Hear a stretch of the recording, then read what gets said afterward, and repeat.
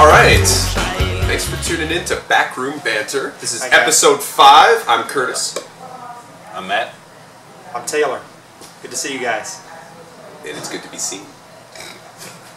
So today, we're going to talk a bit about the Pearl Izumi Trail N2. So this is the latest update from Pearl Izumi in their trail series. It's in their E-Motion series.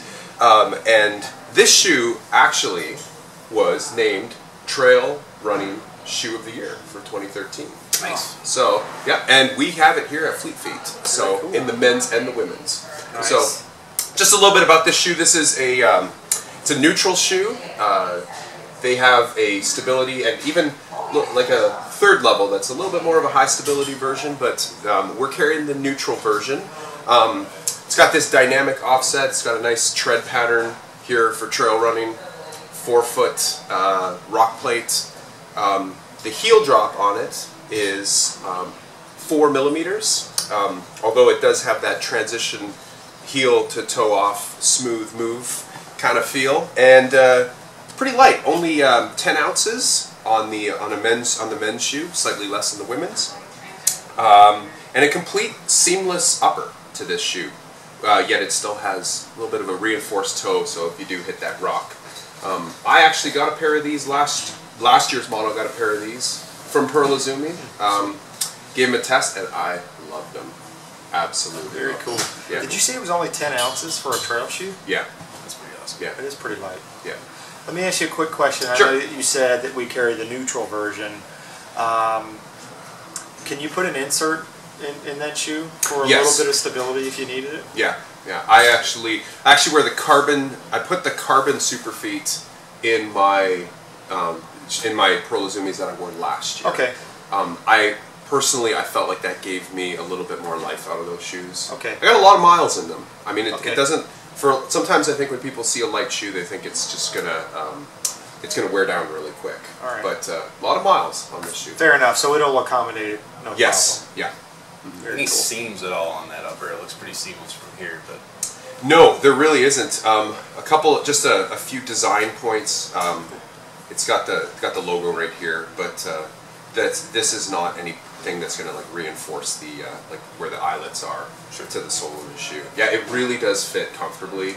I personally went up a half size in it, but you know everyone's foot's going to be a little different.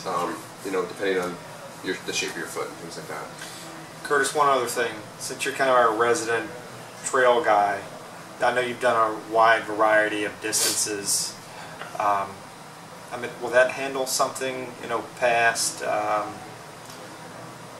marathon as far as pure distance? Yeah, I'm not only a bit of a trail guy, I'm a bit of a trail nerd. I like to follow some of those trail races and ultra marathons. We already knew that. Sorry. Is that line? Yeah. I know some. But the Western States endurance run, the 100-miler out in from Squaw Valley to Auburn, California. The course record was set back in 2012 in this shoe.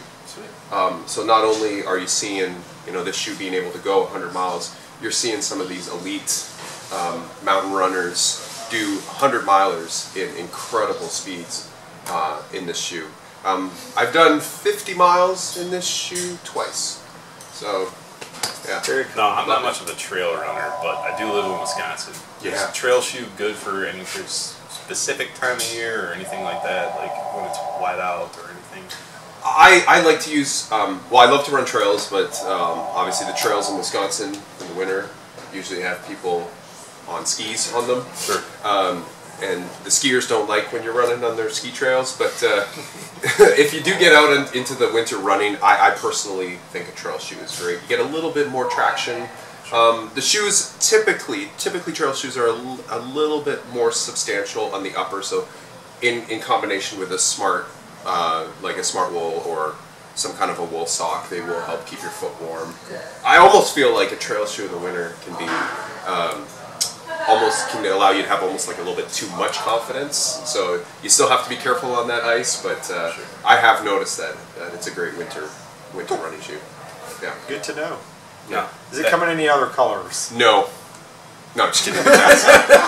You have to love orange. Yeah, it does come in a few other colors. Okay. We're carrying the orange version. Okay. But if you have, moral problems with orange, we could do something about it. All right. Now, the shoe is pretty orange. Does it smell like an orange?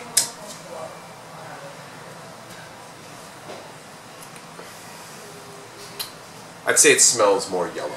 Gotcha. Okay. All right. And one other thing I want to say about that shoe is not a lot of people know this. I'm dying. What is it? But Sasquatch wore that shoe. You're kidding me. He did. Wow. Pretty cool. So it's the real deal. Isn't that John Bonham's drumming shoe? Am I I think wrong? it is. How far did Cheddar, Sasquatch go? Right. And is there any evidence? Like, is there any photographic evidence of Sasquatch? It's blurry, but he just might be blurry. I'm starting to wonder if he is blurry. We have derailed. Well, anyways, yeah, and finally sells for $120. Like I said, come in, get fit. If it's the right shoe for you, you're gonna love it. But no matter what you do, keep your shorts.